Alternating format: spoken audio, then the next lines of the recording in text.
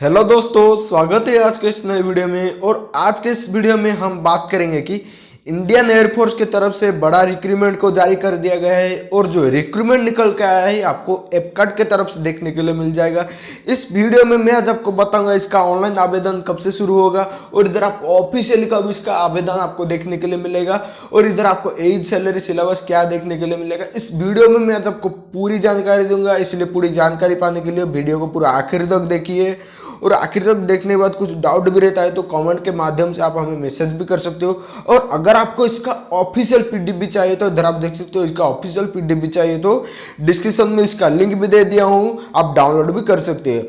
अब हम बात करेंगे कि जो पोस्ट निकला है आपको बेसिक नॉलेज आपको दे देता हूं। और उससे पहले अगर आप हमारे चैनल में पहली बार आए हो तो चैनल को सब्सक्राइब करके नोटिफिकेशन बेल को भी ऑल में सिलेक्ट कर लीजिए। अब हम बात करेंगे कि जो नेम ऑफ द पोस्ट में आप इधर देख सकते हो, आप इधर जो एग्जाम आपको नेम ऑफ द एग्जाम में एयरफोर्स कॉमन एडमिशन टेस्ट मतलब एपकार्ट का जो आपको पोस्ट देखने के लिए मिलेगा। और बैच के बारे में बात करेंगे तो आपका कब का बैच होगा एपकार्ट का 01/2023 का बैच आपको देखने के लिए मिलेगा। और नंबर ऑफ वैकेंसी में आपको बता दूं दोस्तों कितना आपको वैकेंसी आएगा, आपको बता दूं 256 पोस्ट आपको टोटल कुल मिला के देखने के लिए मिलेगा। और सैलरी के बारे में बात करते हैं तो सबसे अच्छा खासा सैलरी आपको देखने के लिए मिलेगा। जो आपको एक गवर्नमेंट वाला जो जॉब है जिधर आपको 56,100 से शुरू होकर पहला सैलरी मिलेगा। और इधर आपको आखिरी सैलरी मतलब आपको लास्ट एज ऑफ पेमेंट आपको कितना मिलेगा, 1,77,500 रुपये आपको बहुत अच्छा खासा सैलरी भी दिया जा रहा है दोस्तों। और जॉब लोकेशन के बारे में बात करते हैं तो ऑल इंडिया से आपका जॉब लोकेशन होगा। और अब हम बात करेंगे कि अप्लाइड लास्ट डेट मतलब आपको कब का आखिरी डेट इसका अप्लाई देख सकते हो, 31 दिसंबर 2022 इसका अप्लाई डेट का लास्ट डेट आपको देखने के लिए मिलेगा। अप्लाई मोड के बारे में बात करते हैं, अप्लाई मोड में आपको किधर नहीं जाना पड़ेगा दोस्तों। अगर आपके पास कंप्यूटर या लैपटॉप है या नहीं तो कौन से कंप्यूटर जोन में जाके आपको ऑनलाइन के माध्यम से आप जरूर अप्लाई कर सकते हो। और अगर आपको इसका ऑफिशियल पीडीएफ भी चाहिए तो आप ऑफिशियल लिंक भी चाहिए तो आप इधर देख सकते हो @epcart.cdac.in साइड में जाके इसका पूरा डिटेल भी जान सकते हो। नहीं तो वीडियो को पूरा आखिर तक देखिए, मैं आपको पूरी जानकारी दूंगा। और मैं बता देता हूं, अगर आपको ये वीडियो पूरा आखिर तक देखते हो तो आपके मन में कुछ भी डाउट नहीं रहेगा जो जॉब के रिलेटेड। अब हम बात करेंगे कि जो एपकार्ट का जो पोस्ट निकल के आया है बैच देख सकते हो, एपकार्ट बैच 01/2023 का रिक्रूटमेंट इंपॉर्टेंट डेट के बारे में बात करता हूं। आपको इंपॉर्टेंट डेट में आपको ध्यान से सुनना होगा।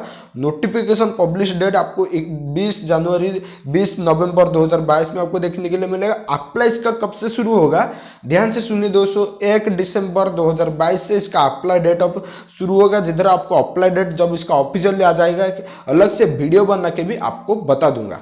और लास्ट डेट आप अप्लाई ध्यान से सुनिए, 31 दिसंबर 2023 तक आप इस जॉब को आप अप्लाई कर सकते हो। मतलब आपको मिनिमम पूरा 1 महीना का मतलब 1 महीने का पूरा टाइम दिया गया है, आप आराम से अप्लाई भी कर सकते हो। और एग्जाम डेट के बारे में बात करते हैं तो आपको एग्जाम डेट आपको मतलब नोटिफाई नहीं किया है, मतलब आपको एग्जाम डेट कब आपको मिलेगा आपको नहीं बताया गया है, लेकिन बहुत जल्दी वेरी सून में आपको बता दूंगा।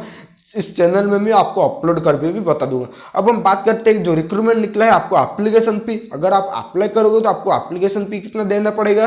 एप्लीकेशन फी में आपको सिर्फ कौन से candidate for all SC ST OBC कौन से कैटेगरी से हो तो आपको सिर्फ 250 रुपया देके आप अप्लाई कर सकते हो। और आपका जो पेमेंट मेथड होगा आपको ऑनलाइन के माध्यम से आपको पेमेंट करना पड़ेगा।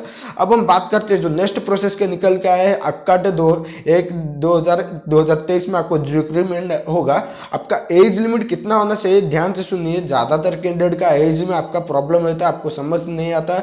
आखिर वीडियो को खत्म होने के बाद वीडियो के नीचे कमेंट बॉक्स में आप हमें मैसेज भी कर सकते हो, इसलिए मैं आपको बता देता हूँ कट ऑफ आपका एज आपका कब से जाएगा।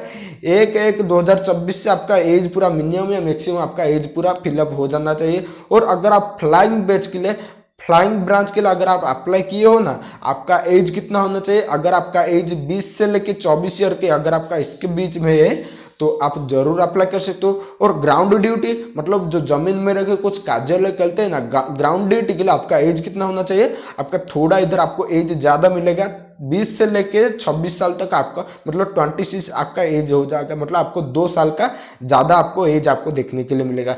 एपकाट का सिलेबस के बारे में बता देता हूँ, मतलब आपको सिलेबस से कौन से टाइप से आपका क्वेश्चन आएगा। इंग्लिश के बारे में बता देता हूँ, आपके जो देखिए तो comparison, error detection, sentence correction आपको जो पूरा डिटेल बता दिया गया है। सिनोनिम एंटोनिम से आपको क्वेश्चन आएगा। अब हम बात करते हैं कि जनरल अवेयरनेस से कौन सा क्वेश्चन आएगा। History, geography, civil and politics, current affairs आपको जरूर क्वेश्चन मिल जाएगा और बहुत सारे बता दिया गया। आप इधर देख सकते हो।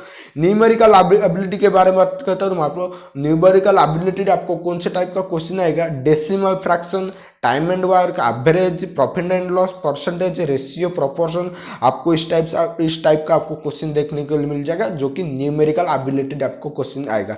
अब हम बात करते हैं कि रीजनिंग एंड मिलिट्री एप्टीट्यूड में आपको टेस्ट में आपका क्या कर जाएगा, मतलब कौन से टाइप का क्वेश्चन आएगा। वर्बल स्किल एंड आपको देख सकते हो स्पेशल एबिलिटी आपको देखने के लिए मिलेगा।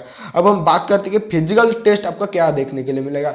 एपकार्ड के लिए अगर आप अप्लाई किए हो तो दोस्तों आपको फिजिकल आपको क्या करना पड़ेगा, जिधर आपको 1.6 किलोमीटर का आपको रनिंग कर दिया जाएगा, जिधर आपको पूरे 10 मिनट का टाइम दिया जाएगा। 10 मिनट के अंदर आपको 1.6 किलोमीटर को आपको रनिंग करना पड़ेगा। मेरे हिसाब से 10 मिनट आपको पूरा आराम से आप रनिंग कर सकते हो। 1600 मीटर को रनिंग करने के लिए आपको पूरा 10 मिनट तक टाइम दिया गया है, जिधर आप आराम से रनिंग करके क्वालिफाई भी कर सकते हो। और उसके साथ आपको फिजिकल में 10 पुशअप और 3 चिन अप आपको करना पड़ेगा, जो कि आपको फिजिकल में पूरा अच्छे से बता दिया गया है। अब हम बात करेंगे जो एपकार्ट 01/2023 रिक्रूटमेंट का ट्रेनिंग आपको कितना दिन आपको ट्रेनिंग मिलेगा। ध्यान से सुनिए दोस्तों, आप अगर आपका मेरिट लिस्ट में नाम बन जाता है आपको ट्रेनिंग कितना दिन करना पड़ेगा। Training will be first week of January 2024 में आपको इसका ट्रेनिंग ड्यूट में आपको देखने के लिए मिलेगा। और अगर आप इधर देख सकते हो फ्लाइंग, मतलब फ्लाइंग के लिए अगर आप अप्लाई किए हो तो फ्लाइंग रिक्रूटमेंट के लिए अगर आप अप्लाई किए हो तो जो आपको फ्लाइंग एंड ग्राउंड ड्यूटी के लिए आपको बता देता हूँ, आप इधर को टेक्निकल के लिए आपको 74 वीक आपको करना जाएगा। और अगर आप ग्राउंड ड्यूटी के लिए अगर आप नॉन टेक्निकल के लिए अप्लाई किए हो तो आपको 52 वीक आपका ट्रेनिंग पीरियड रहेगा, जिधर आपको 74 और 52 आपका पूरा अच्छे से आपको माइंड में सेट होना चाहिए, क्योंकि दोनों आपको का ट्रेनिंग पीरियड पूरा अच्छे से होगा। अब हम बात करें कि तो आपका पैन कार्ड, आधार कार्ड और आपका एटीएम और बैंक मतलब बैंक का खाता आपका पूरा अच्छे से होना चाहिए। आपका ओरिजिनल आधार सर्टिफिकेट भी आपका होना चाहिए।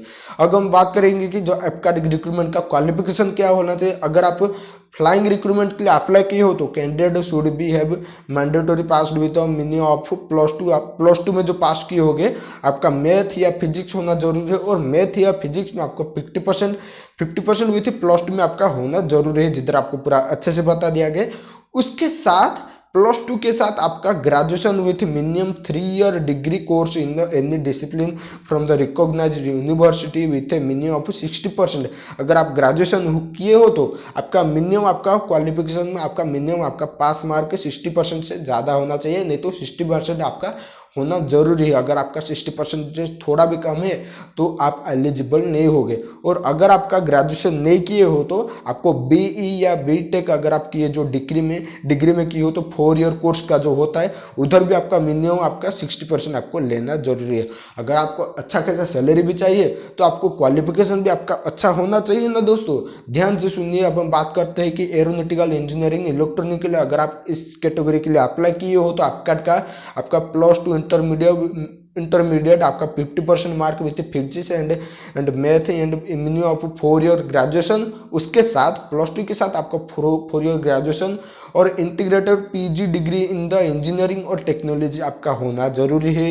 और एरोनॉटिकल इंजीनियरिंग अगर आप इसके लिए हम बात करेंगे तो आपका candidate with minimum of 50% mark each in the physics and mathematics at +2 level of 4 year engineering और technology degree in mechanical engineering, industrial engineering और एरोनॉटिकल इंजीनियरिंग और इक्विवेलेंट डिग्री आपका होना जरूरी है। ठीक है दोस्तों, ध्यान से समझिए। मैं आपको जैसा समझने लायक मैं आपको अच्छे से बता देता हूँ। कुछ डाउट भी होता है तो कमेंट के माध्यम से मैं आपको बार बार बोलता हूँ, कमेंट के माध्यम से आप हमें मैसेज कर सकते हो, हम आपका रिप्लाई भी जरूर देंगे। अब हम बात करके जो दूसरा पोस्ट निकल के आप आया है, इधर आप देख सकते हो एडमिनिस्ट्रेशन एंड लॉजिस्टिक। अगर आप इस कैटेगरी से इस ब्रांच से अगर आप अप्लाई किए हो तो आपका क्वालिफिकेशन एजुकेशन क्या होना चाहिए, bachelor degree in any stream से with at least minimum of 60% mark लाना जरूरी है। अगर आप दोस्तों भाई अगर आप अप्लाई कर रहे हो तो आपका में आपका मिनिमम, आप इधर देख सकते हो पहले से भी आपको बहुत सारे बताया, आपका मिनिमम आपका 60% होना जरूरी है। अगर आपका 60% से कम है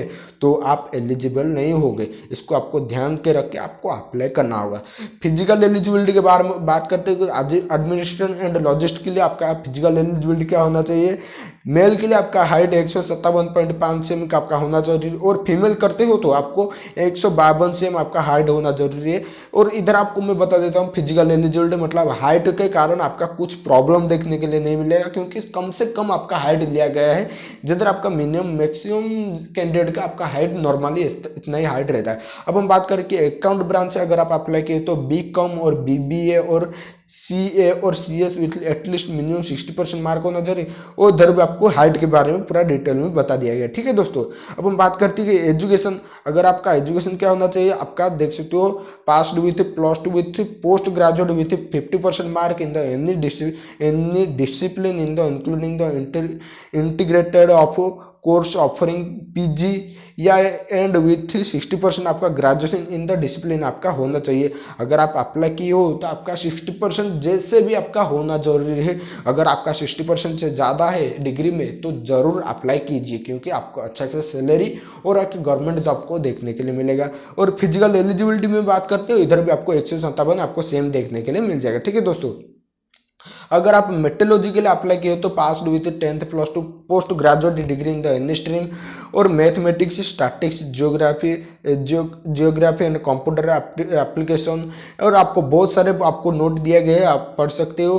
और इधर आपको 50% लिया गया है और 55% आपको इस लेवल में मतलब ग्रेजुएशन में आपका होना जरूरी है।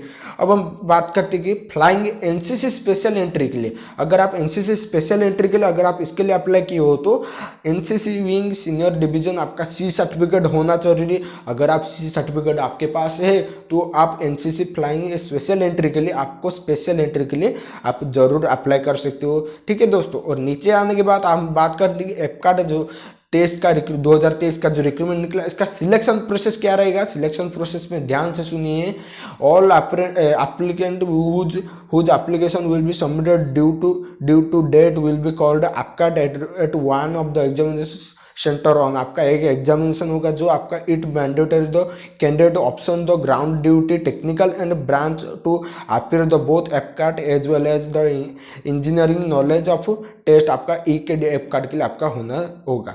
और हम बात करते हैं एग्जाम पैटर्न। एग्जाम पैटर्न में आपको बता देता हूं दोस्तों, ध्यान से सुनिए। The online examination will consist of objective type, मतलब आपका जो क्वेश्चन मतलब आपका जो एग्जाम होगा आपको ऑब्जेक्टिव टाइप का क्वेश्चन देखने के लिए मिलेगा। The standard of numerical ability question will be of the matriculation, आपका जो क्वेश्चन आएगा वो आपको मेट्रिकुलेशन नहीं तो थोड़ा उससे ज़्यादा आपका ग्रेजुएशन टाइप का थोड़ा क्वेश्चन नहीं मिलेगा, ज़्यादा आपको क्लमजी क्वेश्चन नहीं मिलेगा, आपको आप जैसे आराम से कर पाओ उस टाइप का क्वेश्चन आपको देखने के लिए मिलेगा। The standard of question in the other subject will be of the graduation level in the Indian university आपका होगा। और द 3 मार्क, अगर आप एक क्वेश्चन को ठीक करते हो तो एक क्वेश्चन को सही करने से आपका 3 मार्क मिलेगा, और अगर आप एक क्वेश्चन को गलत करते हो तो आपका 1 मार्क का माइनस किया जाएगा, मतलब आपको इधर नेगेटिव मार्क मिलेगा।